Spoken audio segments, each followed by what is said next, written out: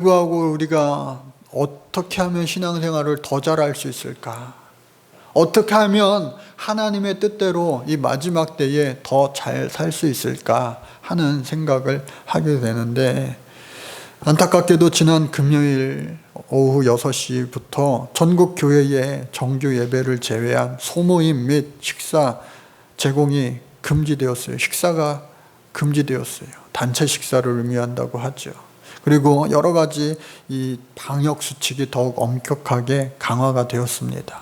사실 우리 교회를 비롯해서 많은 교회들이 이미 지난 2월서부터 단체 식사를 하지 않고 있고, 또 여러 가지 방역 사항들을 정말로 최선을 다해서 지키고 있습니다. 그럼에도 불구하고 이와 같이 엄격하게 또 강제적으로 그렇게 수칙이 공포된 데에 대해서 여러 가지 의견들이 분분합니다. 어떤 분들은 왜 교회만 갖고 그러냐, 그러면서 바깥에 나가면은 식당에는 사람들이 아직도 많고, 또 정부 기관들을 비롯하여 많은 곳에 구내식당도 다 열고 있는데 왜 교회만 갖고 유독 그러냐, 커피숍, 카페를 가더라도 많은 사람들이 마스크 벗고 먹고 이야기하고 하는데 왜 자꾸 교회만 갖고 그러냐, 그런 말들도 많이 있습니다. 그래서 그 교회 소모임 금지 명령을 취소해달라는 청와대 청원이 아침에 제가 확인해 보니까 무려 38만 5천 명이 넘어섰습니다. 반면에 예수 믿는 사람들 가운데도 그럴만하다. 왜냐하면 교회가 모든 일에 있어서 솔선수범해야 되기 때문에 마땅하다. 학생들도 지금 학교에도 잘 못 가는 그러한 상황인데 우리가 뭐 술집이랑 비교하면 되겠냐, 식당이랑 카페랑 그런 영업을 위한 곳이랑 비교하면 되겠냐, 장사하는 곳이랑. 우리가 더 교회가 앞장서서 솔선수범한다, 그게 맞다, 그렇게 말씀하시는 분들도 있습니다. 그러나 이런저러한 것들이 뭐가 맞고 뭐가 틀리고 그러한 개념이 아니라 여러 가지 생각들이 있을 수가 있어요. 그런데 실제로 지난 몇 달 동안 이 온라인 예배를 우리도 동시에 하고 있는데, 온라인 예배로 오랫동안 한 사람들을 대상으로 해서 기독교 기관에서 설문을 조사했어요. 오랫동안 교회 오지 않고 온라인 예배만으로 예배해 보니까 어떻습니까? 하니까 이 응답자들의 대부분이 집중이 잘 안 되던데요. 부산스러워요, 부산스러워. 온 가족들이 모여서 2대, 3대가 모여서 같이 예배하는 그런 장점도 있는가 반면에 하루 이틀 해보니까 흐트러지고, 막 처음에는 옷도 잘 갖춰 입고 그러다가 나중에는 그냥 잠자다가 말고 그냥 일어나서 오기도 하고, 그렇게 예배를 드리는 것이 아니라 마치 드라마 보는 것처럼, 영화 보는 것처럼 그렇게 어느 순간 나도 모르게 바뀌어지더라. 그런 응답자들이 많았습니다. 또 뿐만 아니라 집중이 안 되다 보니까 은혜 역시도 안 되고, 또 교회에 와서 잠시 잠깐이라도 성도들끼리 인사하고 교제하고 또 여러 가지 우리 봉사하고 하는 것들도 안 되니까 이게 신앙생활이 엉망진창이 되는 것 같더라 하는 분들이 많았어요. 또 하나님 앞에 드리는 헌금도 평소에 잘하던 분들도 잘 못하게 되더라 하는 분들이 많이 있었다고 하는 거예요. 그래서 우리가 각자 처해져 있는 상황은 다 틀립니다. 우리가 사는 모양도 모습도 다 달라요. 우리가 일부 예배는 학생들도 있습니다. 중고생 예배들도 있고요. 같이 예배해야죠. 어른들도 있어요. 또 70이 넘으시고 80이 넘으시고 그런 분들도 계세요. 지금 이 시간에는 1층에서 또 초등학생 예배가 교회학교 예배가 이루어지고 있어요. 다 각자의 삶의 모습이 다르고 또 건강의 상태도 다르고 다 모든 것이 다르기 때문에 무엇이 옳다 그르다 하는 것이 아니라 서로 상대방의 입장을 최선을 다해서 존중해 주라는 거예요. 오늘 본문의 말씀처럼 그것을 나의 관점에서 비방하고 판단하는 것이 아니라, 율법의 재판관, 입법자는 오직 하나님 한 분이시기 때문에 우리들은 그것을 열심히 최선을 다하여 준행하는 것 뿐이지 그것을 판단하면, 비방하면 안 된다라고 하는 거예요. 제가 나고 자란 본교회에 어떤 분이 있는데, 남자분이, 지금은 아마 60이 넘으셨을 거라고 생각이 되는데, 제가 20대 초반에 그분을 봤어요. 교회 청소를 열심히 합니다. 그러니까 약간 이렇게 몸에 지적인 그리고 외적인 게 부자연스러워요. 장애가 조금 있는 것 같아요. 그래서 세상 일을 할 수 없기에 교회에서 이런 청소 같은 일을 하고 교회에서 약간의 사례를 하는 것 같아요. 공식적이든 비공식적이든. 그런데 그렇게 열심히 교회를 위하여 청소를 얼마나 열심히 하는지 몰라요. 최선을 다해서 정말로 모든 것을 다 합니다. 그런데 예배 시간만 되면요, 맨 앞에 앉아가지고요, 졸아요. 하여튼 너무 이 설교하는 목사님이 민망할 정도로, 옆에 있는 사람들이 민망할 정도로 졸다가요, 어느 때는 피곤했는지 코를 너무 크게 고는 거예요. 누가 깨우지 않아도요, 자기 소리에 자기가 놀라서 막 깬 적도 있어요. 그분의 성품은 뭐 깊게 교제는 안 해봤지만 그냥 좋으신 분 같아요. 그런데 예배 시간만 되면 그렇게 조는 거예요. 아마 그분의 그런 건강적인, 정신적인 그러한 모습 때문에, 상황 때문에 그런 거다라고 나중에는 이제 이해가 되더라고요.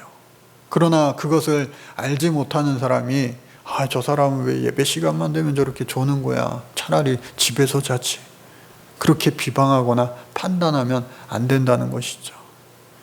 저기 어느 교회 목사님이 설교를 하는 가운데 그런 얘기 하시더라고요. 유독 한 분이 계속 졸더래요, 집사님이. 이전에는 안 그랬는데 이렇게 최근 들어서 계속 조시더래요. 예배가 시작하면은 얼마 안 돼서 막 이렇게.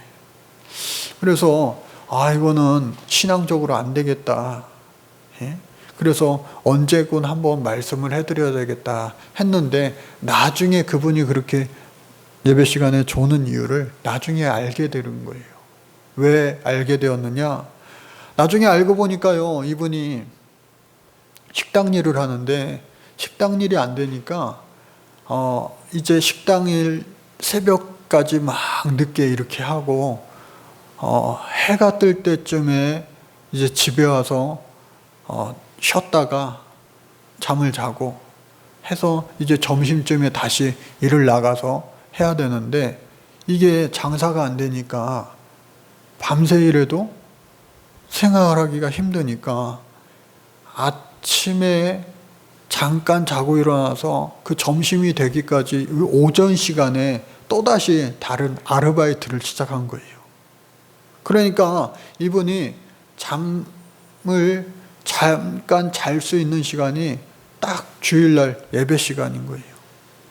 그 잠을 자고 또다시 일을 나가야 되는데, 그래도 자기가 교회 집사다 보니까, 교회 집사를 받은 지는 얼마 안 되는데 그래도 내가 집사가 됐으니까 주일 성수는 해야지, 주일 예배 하나님 앞에 올려드려야지 하면서 예배를 그 시간에, 평일 때 같으면 잠깐 잠자는 그 시간에 이제 교회 와서 예배드리고 또 일을 간다고 하는 거예요.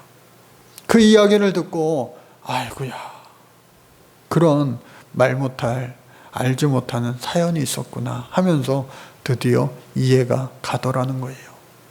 여러분, 우리가 정말로 모든 사람들의 상황과 형편은 다 달라요. 다 달라.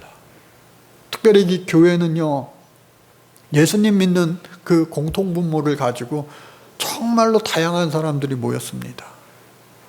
그래서 서로가 서로를 항상 이해하기 위하여 힘쓰는 곳, 그리고 사랑이 넘치는 곳, 그것이 바로 우리 교회여야 될 줄로 믿습니다. 오늘 본문 말씀은요, 핍박당하고 있는 이 야고보 시대에 12지파, 흩어져 있는 12지파의 그 유대인들 가운데 회당에서 예배하면서 예수님을 영접한, 소위 말해 유대 그리스도인들, 더 정확하게 이야기하면 흩어져 있는 디아스포라 유대 그리스도인들에게 쓴 편지입니다. 그러니까 우리가 4주에 걸쳐서 보고 있는데, 회당에 금가락지를 끼고 오면은 상석에 앉고 좋은 자리에 앉고, 허들의 옷을 입고 오면은 앉든지 말든지 서서 있든지 마음대로 해라. 거기에서 교회라고 하지 않고 회당이라고 했습니다.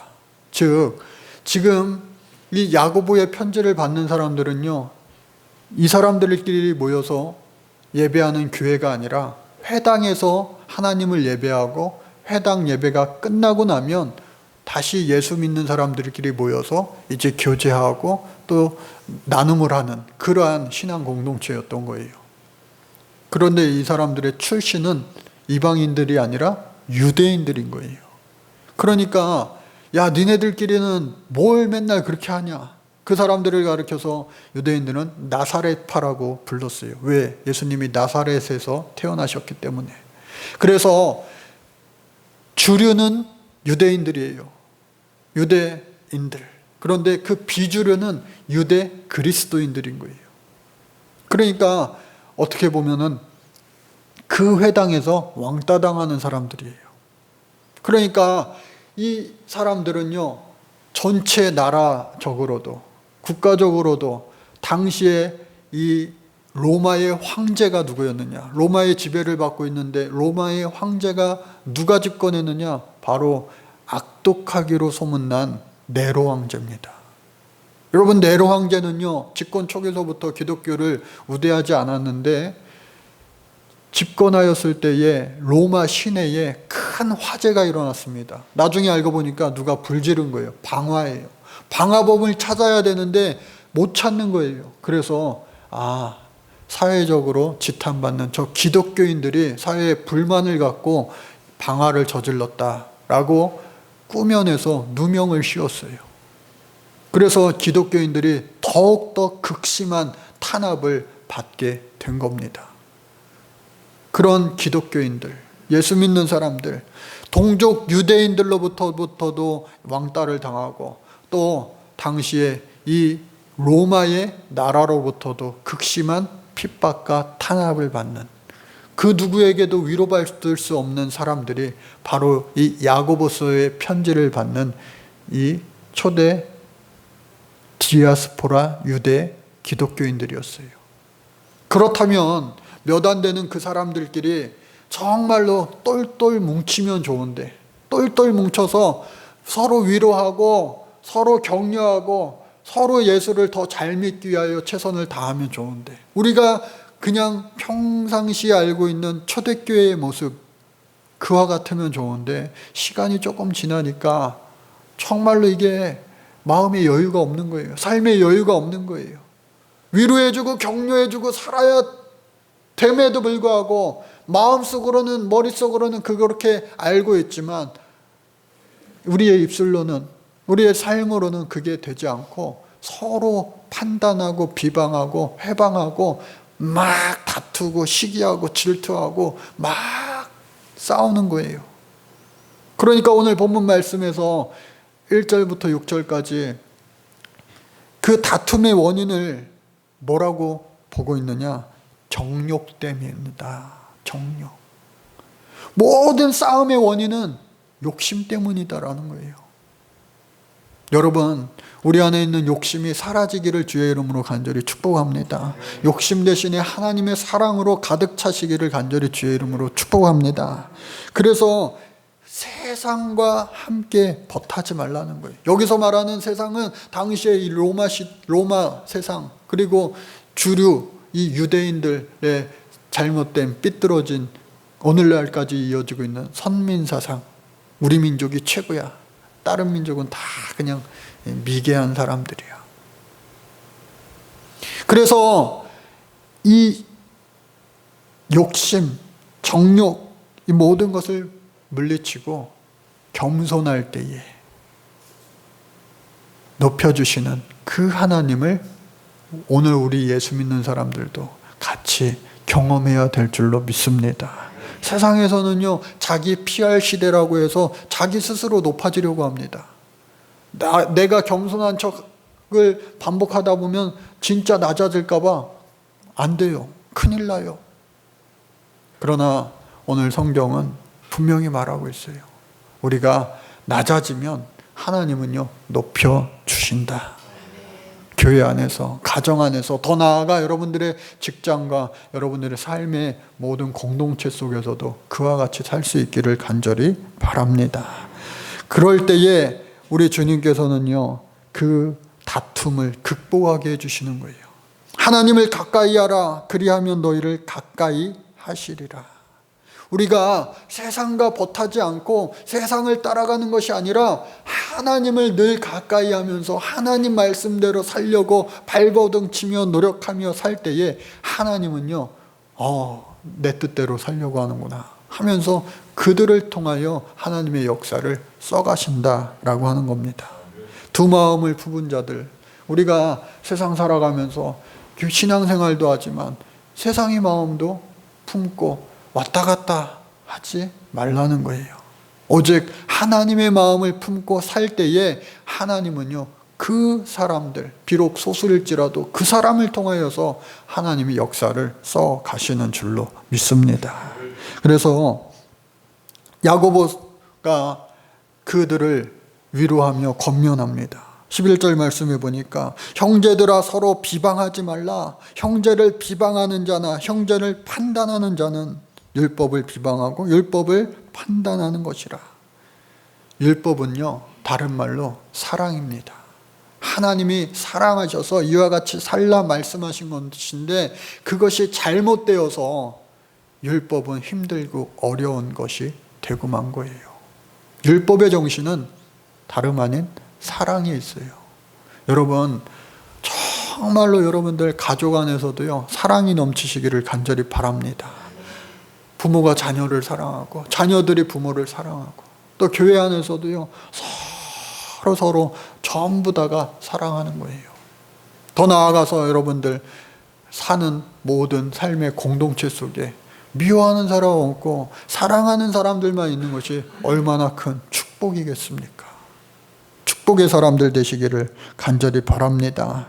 그래서 비방하면 안 돼요. 오직 재판은, 마지막 날의 판단은 하나님이 하시는 것이다. 내가 재판자의 자리에 서면 절대로 되지 않는다 라고 하는 겁니다. 그래서 제가 신학생 시절에 읽었던 A.W. 토저 목사님, 그 당시에 읽었던 책 가운데 예배인가 시효인가 그런 책을 읽고 얼마나 여운이 길었는지 몰라요. 오늘 우리가 드리는 이 예배가 정말로 하나님 기뻐 받으시는 예배가 되고 우리가 아멘 한 것마다 세상에 나가서 지켜 살기 위하여 노력해야 된다. 그러지 않고 그냥 우리끼리 하나님 없는 예배를 드리면 이건 예배가 아니고 우리끼리 쉬워하는 거다. 여러분, 우리가 하는 모든 것들이 하나님 앞에 온전히 드려지는 예배가 되어야 할 줄로 믿습니다. 하나님이 함께 하시니까 오늘 우리가 이 자리에 모여서 예배하는 것이지 하나님의 임재가 없으면 아무 소용이 없는 거예요. 그래서 그분이 쓴 내 자아를 버려라 라고 하는 책을 설교를 준비하면서 다시 읽었는데, 여러분, 우리가 신앙생활을 하면서 이 욕심, 정욕을 버리기 위해서는 내 자아를 버려야 된다라고 하는 거예요. 갈라디아서 2장 20절 말씀해 보니까 이제는 내가 산 것이 아니요 오직 내 안에 그리스도께서 사신 것이라. 신앙생활을 하면 할수록 내 뜻대로 하나님 앞에 기도하고 구하고 막 응답받아서 기뻐하고 좋아할 것이 아니라, 신앙생활하면서 내 기도가 아니라 하나님의 말씀에 순종하는 그러한 열매가, 순종의 열매가 맺혀질 때에 우리는 더욱더 기뻐하고 우리는 더욱더 감사할 수 있어야 되는 거예요. 그것이 하나님이 우리를 이 땅에 창조하신 삶의 아름다운 목적이고 또 그 삶의 목적을 합당케 해드리는 복된 삶이 될 줄로 믿습니다. 그래서 저와 여러분들 미워하고 비방하고 하는 것이 아니라 서로 어떻게 해요? 사랑하시기를 바랍니다. 여러분들 정말로 이 세상이요, 사랑만 하기에도 짧은 그러한 우리의 인생이에요. 정말 사랑하며 살아야 돼요. 저 사람은 왜 저럴까? 다 이유가 있을 거예요. 그 사람을 긍휼히 여기고 예수님 마음으로, 하나님 마음으로 그 영혼을 위하여 기도해주고 섬길 때에 그 사람은요 변화됩니다. 바뀌어라 바뀌어라 하면요 더 안 바뀌어요. 가족도 마찬가지고 성도들 간에도 마찬가지고 그 누구든지 간에. 그래서 그 영혼을 사랑하며 사랑해야 돼요. 사랑만 하기에도 결코 긴 시간이 아니다. 그러므로 말미암아 우리의 안개와 같은 인생 가운데 정말로 사랑하라. 시편 90편 10절 말씀해 보니까 모세의 고백이죠. 우리의 수명이 70이요 강건하면 80이라도 그 연수의 자랑은 수고와 슬픔뿐이요 신속히 가니 우리가 날아가니라. 얼마나 인생이 빠르면요 날아간다 라는 표현을 썼습니다. 그런데 여러분, 우리의 인생에 있어서 찰스 스펄전이라고는 유명한 대부흥사가 뭐라고 이야기하느냐, 성경은 한 사람의 생애를 한 구절로 요약하고 있다라고 말했습니다. 하나님은 사랑이시라. 요한일서 4장 16절 말씀이죠. 또 뿐만 아니라 주는 그리스도시요 살아계신 하나님의 아들이십니다. 베드로가 예수님을 향한 고백이었어요. 예수님을 한 문장으로 고백한 것이죠. 윌럼 베베스가 쓴 그들이 우리에게 남긴 것, 성경의 여러 인물들을 이야기하면서 쓴 책인데 여기서 저는 베베라고 하는 사람을 읽었습니다. 베베. 본래 이 베베라고 하는 뜻은 빛을 비추는 자, 찬란하게 하는 자. 아폴로 신의 그리스 사람인데 이방인이죠. 아폴로스 신의 그 뜻을 따서 그와 같이 어떻게 해요? 빛을 비추는 자, 영광을 돌리는 자, 빛나게 하는 자, 그러한 뜻의 이름을 가지고 살았는데 이 사람이요 예수 믿게 된 거예요. 그리고 예수님을 영접하고 세례를 받고 주 뜻대로 살아가는 거예요. 사도 바울에게 얼마나 큰 동역자가 되었는지 몰라요. 훗날 이 베베를 통하여, 여잔데 이 베베를 통하여 사도 바울이 로마서를 쓴 것을 로마 교회에 전달하게 하는 전달자 역할을 잘 감당했어요. 여러분, 로마서가 어거스틴 그리고 존 웨슬리를 비롯하여 유명한 엄청난 영적 지도자들을 낳았어요. 예수 믿지 않았던, 예수님 영접하지 않았던 사람들이 이 로마서를 읽고 예수님을 얼마나 많이 영접하고 회심했는지 몰라요. 오늘날 이 로마서는요 성경 중에 성경, 그리고 특별히 교리서라고 불려집니다. 예수님을 잘 믿는 방법에 대해서 잘 기록해 놓았습니다. 그런 로마서를 이 베베를 통하여서 전달한 거예요. 이 베베라고 하는 여인, 초대교회에 그 교회에 겐그리아라고 하는 고린도에서 떨어진 겐그리아 지방의 교회의 일꾼으로 사도 바울에게 임명받게 되어요. 디아코너스, 디콘, 오늘날로 이야기하면 집사라고 하는 것을, 직분을 임명받은 거예요. 교회에서 상처받은 사람들을 위하여, 그 영혼을 위하여 기도하고 또 위로하고 격려하고 또 교회의 크고 작은 일들을 다 누가 보든지 보지 않든지 간에 다 감당했어요. 정말로 그 교회에서 없어서는 안 될 꼭 필요한 일꾼이 그 베베가 되었다고 하는 거예요. 그래서 나중에 사도 바울은 로마서 16장 2절에 베베를 한 문장으로 정의합니다. 그가 여러 사람과 나의 보호자가 되었음이라.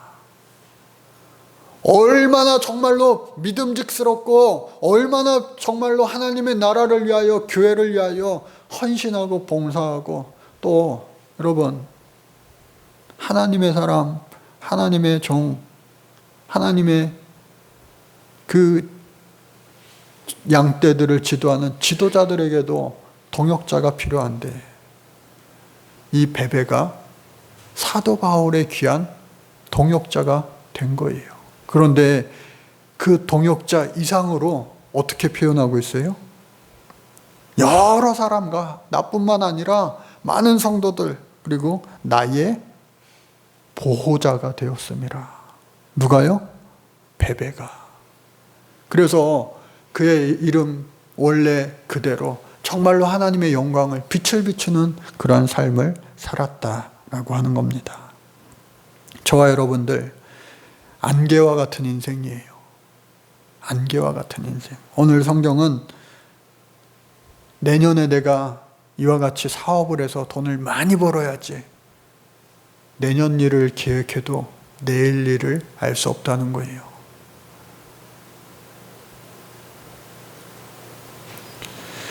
저와 여러분들 모두가 정말로 세상의 허탄한 자랑을 다 벗어버리고 또 악을 세상과 벗하지 말고 선을 행할 수 있기를 간절히 바랍니다. 선을 행할 줄 알고도 행하지 아니하면 그것은 죄니라. 오늘 성경은 전하고 있습니다. 오늘 말씀의 제목처럼 하나님을 늘 가까이 하며 하나님의 마음을 품고 실천하며 행하며 전하며 살아갈 때에 하나님은 그래, 마지막 때에 그래, 너는 착하고 충성된 종이구나. 우리를 인정하시고 한 그 사랑스러운 문장으로 우리를 정의하여 주실 줄로 믿습니다. 하나님 감사합니다. 우리들 모두가 힘들고 어려운 핍박의 시대 그리고 영적인 혼란의 시대 살고 있습니다. 이 나라와 이 민족 또 세계 온 열방 가운데 주님의 빛을 비추어 주옵소서. 바라기는 우리 교회를 통하여 또 우리 모든 성도들 한 사람 한 사람을 통하여 하나님의 빛이 비추어지게 도와 주옵소서. 이를 위하여 더욱더 하나님을 가까이 하며 하나님의 마음을 품고 실천하며 행하며 사는 복된 주인공의 삶이 되게 하여 주옵소서. 예수님의 이름으로 기도드립니다. 아멘.